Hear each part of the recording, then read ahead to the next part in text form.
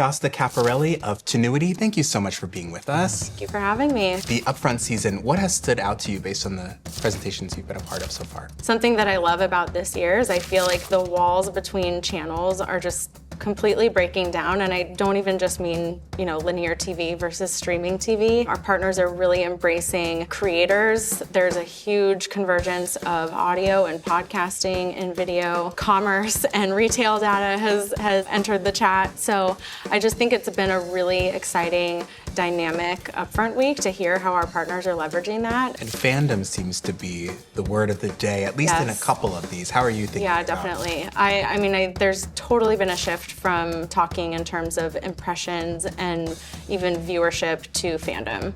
On the screen, off the screen, the ways that shows up in real life, which we as media consumers can really identify with. And I think that really resonates with our brands and the way that we think about media at Tinuiti. Talk to me about just being a consumer, staying on top of trends, and then translating your insights into media plans on behalf of your clients. More and more, especially at Tinuiti, what we're building for is a very audience-centric approach.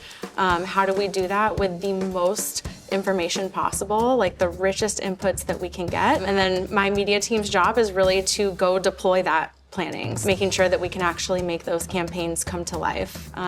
It is a complex landscape, I like to say. We are trying to turn that complexity into a strategic advantage for our brands. And when you think about the audience first and the planning that comes together, as long as we can go buy against that, which I feel like we increasingly can with what our partners are building and the convergence that's happening, that's really where the magic happens.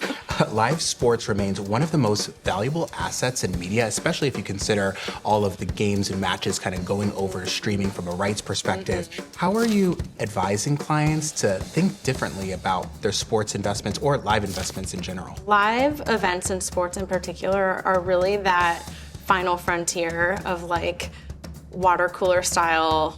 I'm gonna sit down, we're gonna be talking about this the next day, everybody is watching it at the same time. And I think that that's incredible, and we know that moves the needle for brands from a reach perspective. Now it's how do we actually engage outside of the whistle? It is not enough to just show up in that moment and hope that carries you through from a business perspective. So we're thinking about how we build interest and kind of seed creative elements leading up to an event, and then more importantly, around it and after it.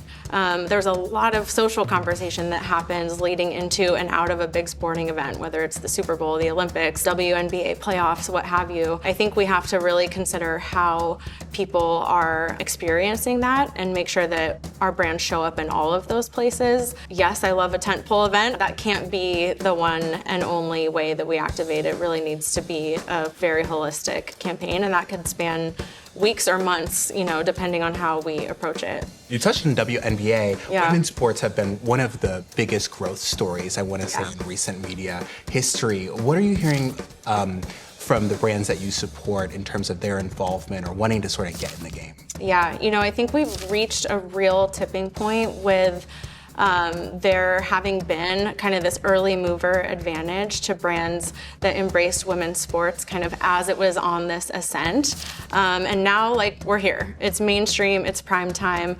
There's a lot of opportunity for brands, but I think now it becomes something that has very, very mass appeal. And brands need to think really closely about how they show up and not just making that a one and done engagement. There was kind of a sentiment in the marketplace, oh, women's sports is having a moment. And it's no, this is not a moment. This is a movement, and it is only going to grow, which I love.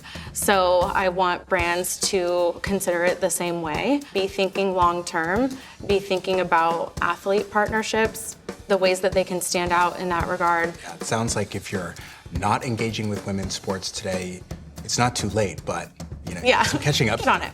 Get on it. Well put. Shasta, thank you so much for being here on 5 Minutes With. Thank you. Appreciate Absolutely. your time.